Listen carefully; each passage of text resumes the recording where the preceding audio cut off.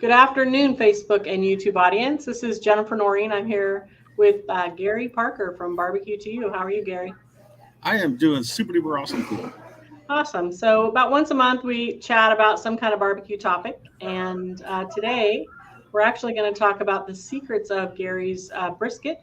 The restaurant has very famous brisket. They have won a Living Local Award actually in 2021, and they'd like to win that South award South. again. And South Sound, that's right.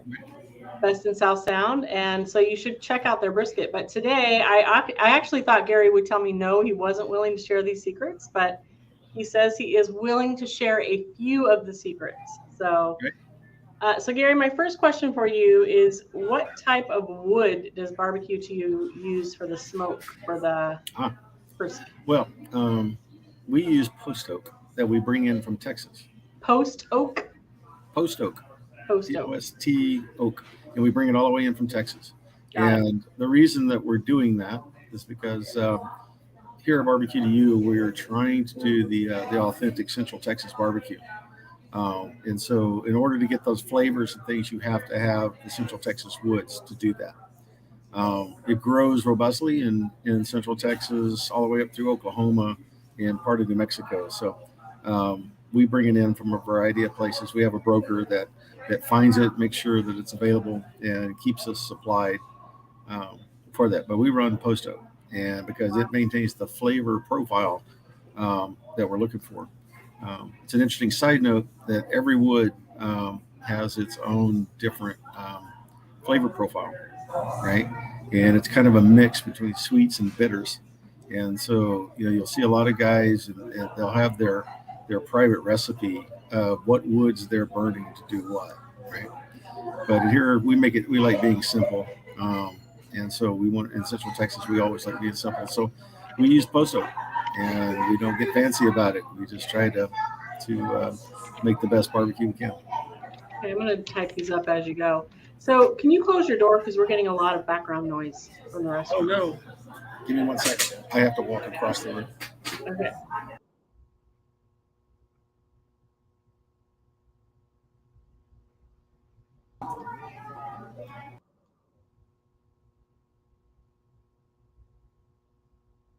So, All right, I added you back in, so thank you okay. very much. That's a little bit better. Must be crazy busy in there. It sounds pretty wild. Well, actually, we have our monthly paint party going on right now. So Deborah's out there teaching some seniors how to paint. Oh, nice. So, next question: what is the prep time, and how is the meat prepped? So, what are the things that Um, go into getting the meat ready to cook? yeah, define prep, right? So there's the first step of the morning, right? First step of the morning, you get to get the briskets out of the cooler, and they all come cryo packed, right? And so you got to figure out how many you're going to cook that day. You go get them out of the cooler. You pop them out of their wraps, right? Because Hmm. we don't use sides of beef here. We just use case meat. We just buy it in from the packer, right? Um, and the first thing we're going to do is we're going to trim them out because butchers at the packing plant, uh, I'll try to paint a picture in your mind. The carcasses come in. We call them sides, right? Because they're sides of beef. Each one has one brisket on it, and so these gentlemen, ladies and gentlemen that do this stuff, they'll take that entire side of beef and they'll cut it into all the different cuts that you'll ever know. So there's the tenderloins on the back. There's the roasts. There's all kinds of things. When they get down to the front section, they'll pull the brisket, and they're not there to make it ready to eat. They're there to just bring it out of the cow's carcass, right? And then they kind of do some basic trimming on it, but then they throw it in a cryo pack, put it in a case, and they send it to me. So our first job every morning is to get those out, pull them out of the plastic, and then we've got to start trimming them, right? And the general rule of thumb is we're going to take that fat back on it, and we're going to make sure it's about a quarter of an inch thick, right? Hmm. We're going to work on the shape of the brisket. We're going to make it as aerodynamic as Hmm. possible. Aerodynamics is flavor, right? When you do that, um, we also, a lot of the briskets will have what we like to call the shark fin, or it's a big rise on it, right? That comes up, and we'll talk about that here in a minute. But We like to take that down to a certain level, and then it's that stuff that we either make burnt ends out of, or we grind it for hamburger. Wow. Okay. So what about the salt and pepper? And is it just any old salt and pepper? No, no, no. So special salt and pepper. We use a coarse grain pepper. Number 16 grind is the magic that you got to know there. We also use a coarse kosher salt, and we mix that. We mix it in a gigantic bucket because we use a lot of it, obviously. But basically, it's a 2-to-1 mix. Pepper to salt. Hmm. So I'm Wow. giving you all the secrets. So nothing super complicated. I mean, do you use more than is typical? Is there a lot of salt and pepper, or is it just kind of a normal? No, it's a normal, just good coating. Don't pack it. Don't sit there and we don't sit there and beat it on or anything along that line. And the reason I say that is because you'll see some barbecue artists across the country. They'll do stuff like put mustard down and then pack it on there so that there's this big thick kind of a breading on it. That's not what we do in Central Texas barbecue. We sprinkle it on. We kind of pat it. We make sure it's really even.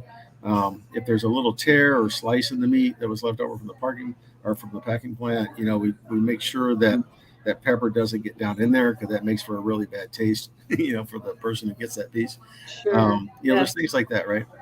And yeah, that's really it. We let it, we kind of let them sit for a little bit. We want them to kind of start to cool down because they've been in a 30-degree or 32-degree cooler most of the night, right? And Hmm. so we kind of let them come up to temp a little bit, let that salt kind of start to blend into the fat, and then we get them into the pit, right? And we start the fire, and we go from there.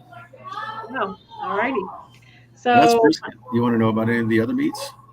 no, we're not done with brisket yet. So why is the brisket so fall apart moist? Fall apart and moist. So the cooking process of a brisket is very particular, right? It's two muscles. When you do the types of brisket we do, it's two full muscles. One of them is very fatty, and one of them is very lean. And so, what you have to do is you can't just, you know, you just can't put it in a pit, crank the pit, and just crank on it, right? With a little bit of smoke and a lot of heat, because that's going to make for a really bad brisket. Okay, Right. you got to really remember flavoring versus cooking are two totally different things. And I open the answer to the question that way is because this is the mistake I see most people make. They get it on their pit and they're just cranking on it, right? And of course the heat's coming up really really fast, and it's shortening the time, and you get it, and it's kind of a mediocre brisket, right? Now go slow. I mean, the whole point of low and slow is to keep the temperature moderate, but give a maximum amount of time for smoke to penetrate. The It takes time for salts to melt, the fat back to kind of turn liquid, and incorporate that salt, and then it goes up and it grabs the pepper module. It kind of picks up its flavor and sucks it down in, and that's what creates bark. All right. So the whole first 2/3 of the day, right? It's really just kind of at a moderate heat. Its temperature, its core temperature is rising really slow, and then it kind of gets to a plateau, and then it goes back up. Um, but as it's doing that, the fats are melting, the peppers are integrating, the salt peppers are integrating into it, and the bark is forming, right? And when they get up to about, I don't know, 160, 180 degrees, just pat the plateau. You can let them go for color. You let them go for a while, and because you're trying to get them then to turn off that dark yellow to and start to turn into that black color that everybody's used to, right? Yeah. Yeah. But at about 180 degrees, we're going to take them. You're going to take them out of the pit. We're going to wrap them, and then we're going to get them into the render ovens, so that that's where we're going to take them. It takes about 2 hours to render one, um, Wow. and we take it all the way up to 207, 208, and that will be the point where and it's all wrapped in foil, so on, and that's the point where the collagen, the full fibers that sit between the muscle mass, right? They start to melt at that temperature. And so we bring them up about 207, 208. We let them sit there for a while that collagen melts because it's not instantaneous, right? Especially, across those two muscles and as thick as they are. You got to let them sit for a while. And then and then we don't touch them. We just turn the oven off, and we just let them sit. Okay, and they're going to sit there, and they're going to cool down really, really slow all through the night, right? They're just going to cool down. They're going to come down off 200 degrees, and we'll let them sit there and rest for probably 6 hours, something along that line. And all that time they're cooling really slow. So when we come back to them, they're running right at I don't know, about 150 degrees, right? So it starts at 5 in the morning, the raw prep, and then you put them in the oven about what time? We put them in about I don't know, about anywhere between 6:30 and 7:30. They'll go in the morning. and in the morning. So when we're done cleaning the restaurant for the night and that kind of thing, we shut those ovens off, and they're like I said, they're in the 200s, and those ovens are very sealed, right? So it can't lose a lot of heat. So okay, we got to keep them legal, right? We can't just let them fall and go into the danger zone, right? So um, they just sit there, and what's the process that's happening in that rest is as it cools down real slow, a lot of the juices that came out of it because we were so hot, and the meat was really kind of steaming in its own juices, right? That also adds flavor. But what it's also doing is it's also as it cools, it kind of shrinks again. That's pulling all that juice back up inside the brisket. So for anyone that's been in, and they see the guys take a new one out of the hot, and hot holding, and they pop the top on it, you see all that liquid. All right, that's all that melted fat and collagen that was left over after it got through sucking it up. And so when they cut them in half, it just starts running out. Yeah. Wow. That was a very technical explanation for why meat. You asked. I know. It's very fascinating, actually. Okay, so my final question for you has to do with burnt ends. Burnt ends, I had never heard of a burnt end 3 years ago when I met Gary. But burnt ends are apparently a pretty crazy thing in the barbecue world. People love them. They will show up at the restaurant on Saturdays just to get them. And and I personally, I'm not crazy about them, but people that like them love them. So what is a burnt end, and how do you get to a burnt end? How do you make a burnt end? And why are yours so delicious, do you think? Let's talk about the history of burn ends, right? One thing about barbecue, guys, if we find something that the public likes, we figure out a way to make it, right? And so in the case of burn ends, I actually give credit both to the southeastern states as well as Kansas City for this, because you notice that all of us are craft barbecue guys are all set up the same way, where we're on the cutting board.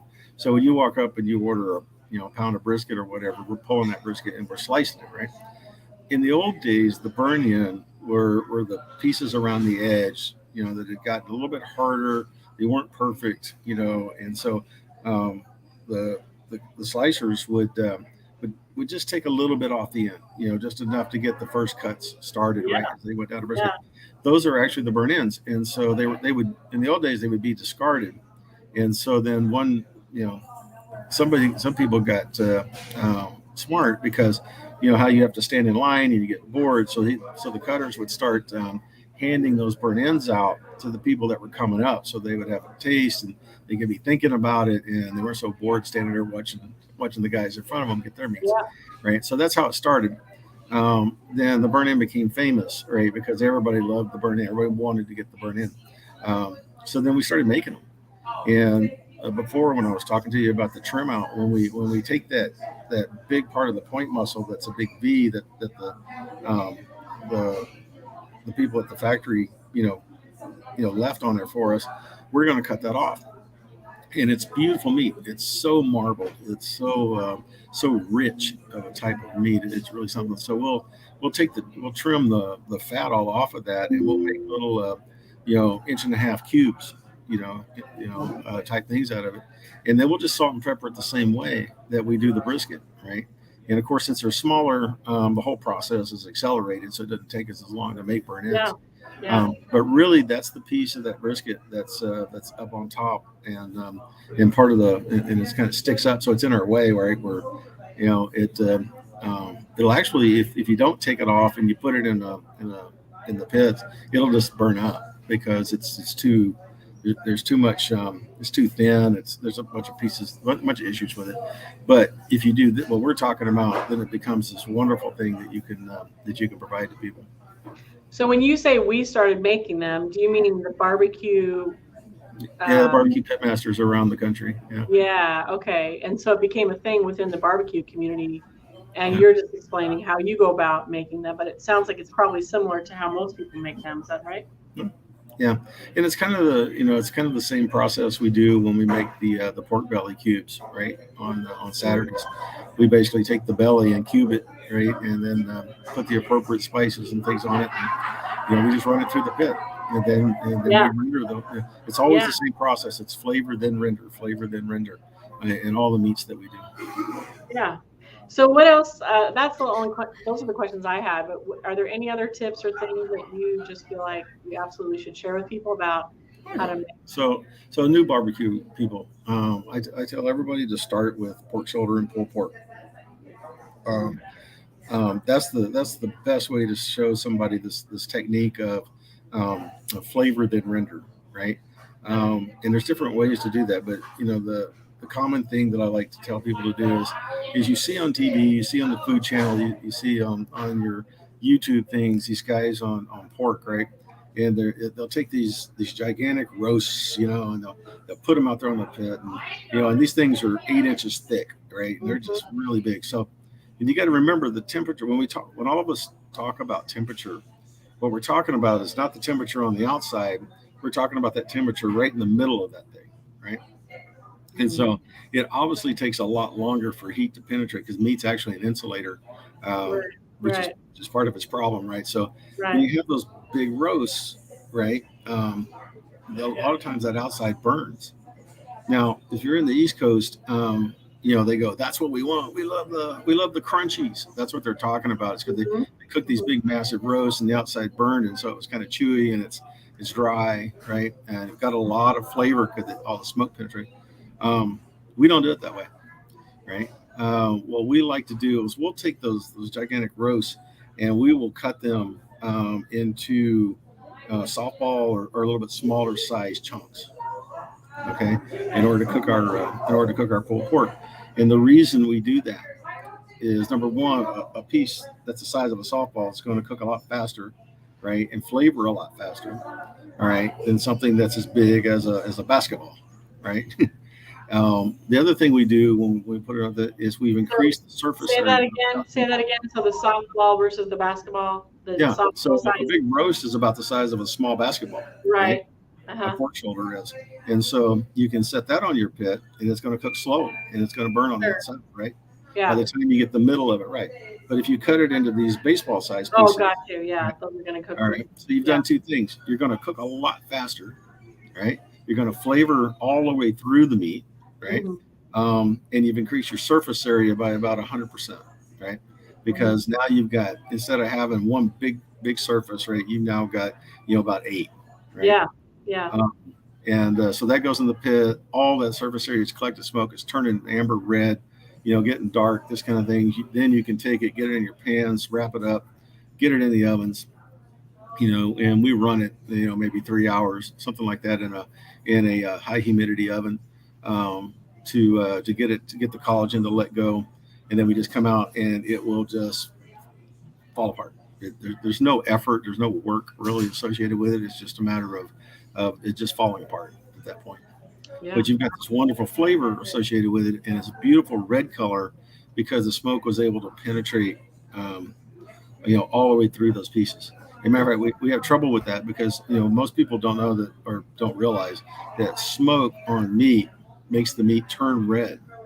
Well, the problem with that is some people think it's not cooked, particularly if they're used to people with the big roasts, because the majority of that big roast will have a white color, right? Because the smoke wasn't able to get to it. The way we're doing it is smoke's getting all the way through, so we've got that nice red pink, type of flavor and texture to it. Wow. Well, that was a lot of information. My goodness. So the type of smoke, just to review here, the type of smoke is a trick, and that's post oak from Texas.